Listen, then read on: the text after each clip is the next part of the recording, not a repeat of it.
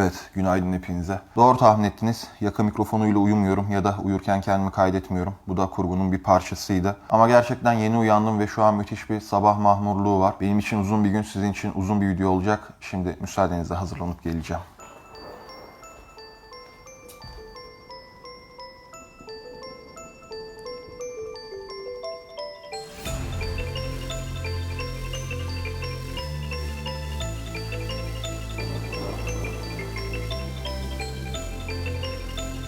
Kuzey Kıbrıs Türk Cumhuriyeti'nden hepinize kocaman selamlar, sevgiler. Biliyorsunuz bu kanalda laf defalarca buraya geldi. Buranın ne kadar özel ve ilginç bir yer olduğundan bahsettim size. Ve işte bugün o özel ve ilginç yerleri birlikte göreceğiz, birlikte deneyimleyeceğiz. Hatta belki çok daha fazlasını keşfedeceğiz. Dediğim gibi benim için uzun bir gün, sizin için de uzun bir video olacak. Hadi başlayalım bir an önce.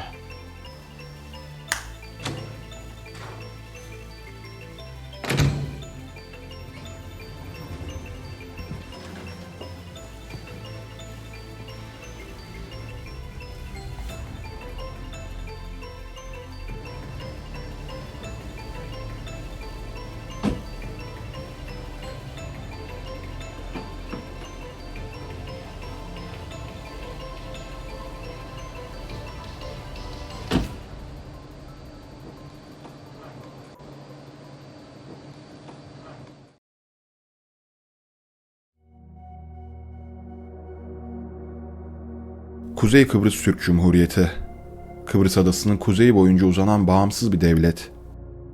Ancak Türkiye Cumhuriyeti dışındaki hiçbir ülke Kuzey Kıbrıs Türk Cumhuriyeti'ni tanımıyor, yani resmi olarak varlığını kabul etmiyor. Günümüzde büyük bir çoğunluğun aklında kumar ve ucuz alkolle yer eden bu ilginç yerdeki derin hikayelere, eşi benzeri olmayan yerlere ve olayları bu noktaya taşıyan gelişmelere birlikte göz atacağız bugün. Milattan öncesine kadar uzanan köklü bir tarihe sahip olan ada, tarih sahnesine çıkan pek çok uygarlığın egemenliği altına girmiştir. Hitit, Mısır, Fenike, Roma uygarlıkları, Osmanlı ve son olarak da Büyük Britanya adanın hakimi olmuştur. 1914 yılında Osmanlı'dan kiraladığı Kıbrıs adasını ilhak eden İngilizler, 1960 yılında Kıbrıs Cumhuriyeti kurulana kadar adanın hakimiydi. Ve bir zamanlar süregelen İngiliz hakimiyetinin izleri hala pek çok alanda görülmekte. Gördüğünüz gibi bu arabanın direksiyonu sağ tarafta, alışılagelmişin dışında, sol tarafta değil. Trafikte tersten akıyor, soldan akıyor. Tahmin edebileceğiniz gibi bu durumun sebebi Kıbrıs Adası'nda bir trafik düzeni oluştuğu yıllarda, yani 1900'lerin başında buranın İngiliz hakimiyeti altında olması. İlk etapta gerçekten çok ilginç geliyor. Böyle ilk araba kullandığınız zamanlara dönüyorsunuz, bir acemiye dönüşüyorsunuz tamamen. İşte vitesin ortada, yani daha doğrusu solunuzda kalıyor olması, özellikle manuel vitesli bir araçsa bunun gibi, ekstra sizi zorluyor. Arabayı her zaman, yani eğer normal soldan direksiyonlu bir araba kullanıyorsanız arabayı her zaman soldan hizalamaya alışkınsınız. Sağ tarafa geçtiğiniz zaman bir anda sol tarafı unutuyorsunuz ve arabayı hizalamakta, şeridin ortasında tutmakta bazen zorlanıyorsunuz. Onun dışında bir şey yok, yani çok kısa bir sürede alışıyorsunuz aslında. Yani normal bir araç kullanma tecrübesine sahipseniz, biraz tecrübeli bir şoförseniz, biraz zaman geçirdikten sonra sağdan direksiyonlu arabada bu duruma alışıyorsunuz. Adadaki ilk durağımız Gazi Mausa. Nedenini tahmin etmek zor değil. Kapalı Maraş. Bir zamanlar Mausa'nın dış kısımlarında yerleşim yerleri oluşmaya başladı.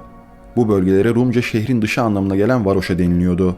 İlerleyen yıllarda Varoşa bölgesi adanın en lüks, en canlı turizm bölgesi haline gelecekti. Akdeniz'in ortasındaki bu cennet ada çok uzun bir deniz sezonuna sahipti. Başta İngilizler olmak üzere dünyanın dört bir yanından yabancı yatırımcılar bu bölgeye daha önce eşi benzeri görülmemiş otel yatırımları yapıyor, Varoşa dünyanın en gözde turizm destinasyonlarından biri haline dönüşüyordu.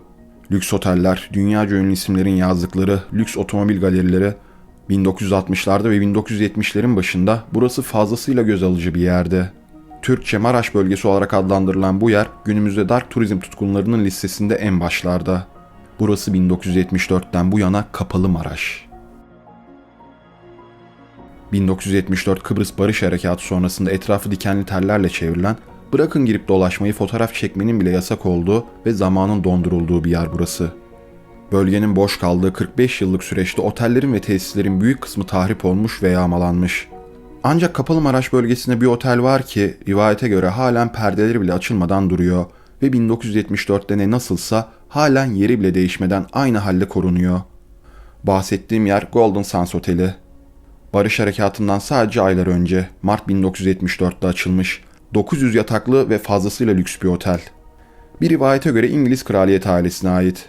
Bölgedeki pek çok otel terk edildiği 45 yılda harabeye dönmüş haldeyken Golden Sands öylece duruyor ve halen içeriye hiç kimse ama hiç kimse girip çıkamıyor. Kapalı Maraş bölgesiyle ilgili 4000'e yakın fotoğraf geçti elime. Bu fotoğraflarda bölgedeki otellerin, binaların birçoğunun içine girilebilmişken Golden Sands'ın içinden tek bir fotoğraf bile yok. Onu dışarıdan ve çok uzaktan da olsa dünya gözüyle görebilmenin ise tek bir yolu var: Palm Beach. Genel olarak Kıbrıs'ta çekeceğimiz şeyler arasında en risklisi bu olacak. Çünkü burada kayıt yapmak gerçekten çok büyük sıkıntı. Şuradan döndükten sonra Palm Beach'e ulaşıyoruz. Palm Beach aslında Kapalı Maraş'ı en net gözlemleyebileceğimiz yer. Ama orada çekim yapıldığı zaman genellikle polis müdahale ediyor ve hatta çekilen görüntüleri sildiriyor. Biraz ısrarcı olursanız da sizi gözaltına alıyor. O yüzden mümkün olduğunca gizli bir çekim yapmaya çalışacağız orada.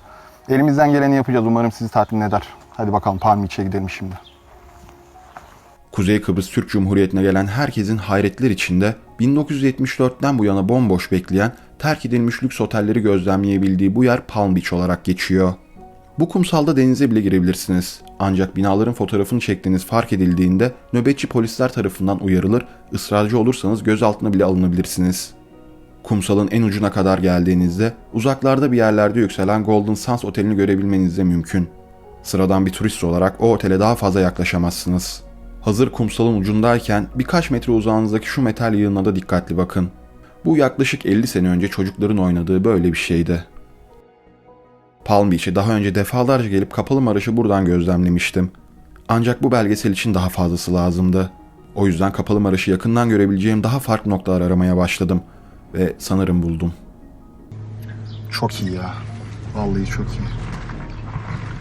Şu tel örgünün arkası gördüğünüz gibi tamamen Kapalı Maraş. Ve gerçekten 1974 yılında zaman durmuş gibi.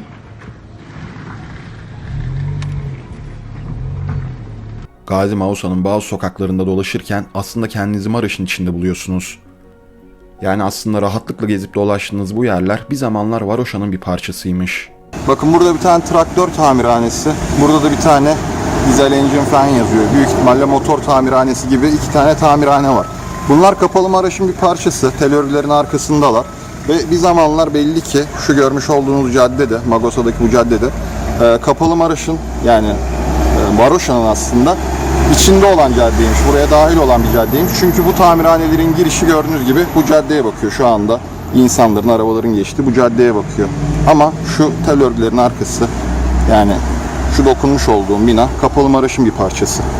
O cadde, yani şu anda Magosa'da bulunan cadde gördüğünüz gibi böyle Varoşa'daki bir tane caddeye, başka bir sokağa giriyormuş. Hatta şurada trafik ışıkları mevcut gördüğünüz gibi.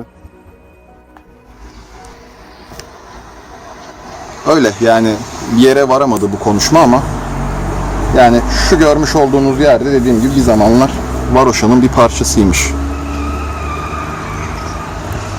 Derinya'ya doğru uzanan yol boyunca Hayalet şehri yakından görebileceğiniz pek çok yer var. Evet, Kapalı Maraş'a giremiyorsunuz ama belli noktalarda girmiş kadar oluyorsunuz. Günümüzde kapalı bölge içinde aktif olarak hizmet veren 2 adet ordu evi ve bir de kız öğrenci yurdu var. Ayrıca Derinya plajı da Kapalı Maraş bölgesinde yer alıyor. Yani her gün bu bölgenin içine girip çıkan birileri var ve belli izinlerle Kuzey Kıbrıs Türk Cumhuriyeti vatandaşları da içerideki tesislerden yararlanabiliyorlar. Evet arkadaşlar, Rum kesimine geçen sınıra kadar geldik. Son nokta burası, artık buradan döneceğiz tabii, yapacak bir şey yok. Bayağı da bir dikkat çektik bugün. Çok fazla durduk sağda solda. Şu anda da sınırda böyle elimizde kamerayla çekim yapıyoruz. Bakalım inşallah başımıza bir şey gelmez. Dönüyoruz, tekrar Magosa'ya doğru gidiyoruz. Oradan da inşallah Lefkoşa'ya. Peki Kapalı Maraş neden kapalı? Bu bölgenin kapalı olmasının nedeni bir sır mı? Ya da bölgenin kapatılıp halen kimsenin girişine izin verilmemesinin arkasında esrarengiz sebepler mi var? Aslına bakarsanız sanırım hiçbiri değil. Kapalı Maraş girişin yasak olduğu askeri bir bölge. Günümüzde hiçbir askeri bölgeye elinizi kolunuzu sallayarak giremezsiniz ve aynı şey Kapalı Maraş için de geçerli.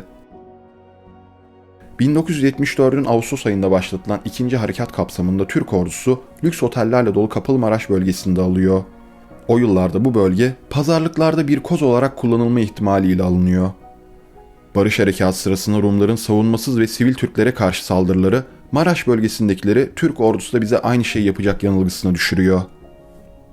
Türk askerinin savunmasız insanlara saldırmayacağını bilmeyen bölge sakinleri, bardaklarındaki içeceği bile bitirmeden, hiçbir eşyasını yanına alamadan apar topar bölgeyi terk ediyor.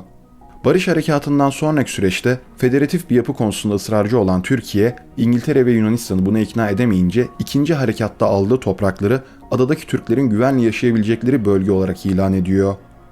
Ve önce Kıbrıs Türk Federe Devleti, 1983'te de bağımsız Kuzey Kıbrıs Türk Cumhuriyeti kuruluyor. Pazarlıklar için alınan Maraş bölgesi ise sınırlarımız içinde kalıyor. Peki her şey olup bittikten sonra Maraş bölgesi, onca otel ve tesis neden Türkler tarafından kullanılmadı ya da işletilmedi diye bir soru akıllara gelebilir. Her şeyden önce ortada bir mülkiyet problemi var. Maraş bölgesinde ağırlıklı olarak İngilizlerin olmak üzere pek çok yabancının mülkü var. Bir de benim düşünceme göre burada harekatın haklı sebeplerinin ön planda tutulması gözetilmiş olabilir. Yani eğer Barış Harekatı sonrasında Türk kontrolü altındaki Maraş bölgesi tekrar turizme açılsa, bölgedeki lüks tesisler işletilse muhtemelen dünya kamuoyunun harekata bakış açısı değişebilirdi. Adadaki soydaşlarının güvenliğini sağlamak için çıkarma yapan Türkiye'den dünyanın en lüks tatil bölgesi için çıkarma yapan Türkiye'ye dönüşmemek için bölge hiç kullanıma açılmamış olabilir diye düşünüyorum. Son olarak internette dolaşıp duran bir başka efsane olan bankadaki paraların halen kasalarda durduğu ile ilgili bir şeyler paylaşmak istiyorum. Sanırım bu bir efsane değil, gerçek. Hatta Gazi Mausa'ya çekime gittiğimiz gün periyodik olarak gerçekleştirilen sayımlardan bir tanesi daha gerçekleştirilmiş ve Kapalı Maraş bankalarında tutulan paraların tamamı halen banknot numaraları ile kayıt altında ve kasalarında tutuluyormuş. Peki olaylar nasıl bu noktaya geldi? Dünya Soğuk Savaş'ta çalkalanırken 1960'lı yıllarda, 1970'li yıllarda Kıbrıs'ta neler oluyordu? Biz aslında savaş için değil, barış için, yalnız Türklere değil, Rumlara da barış getirmek için adaya gidiyoruz.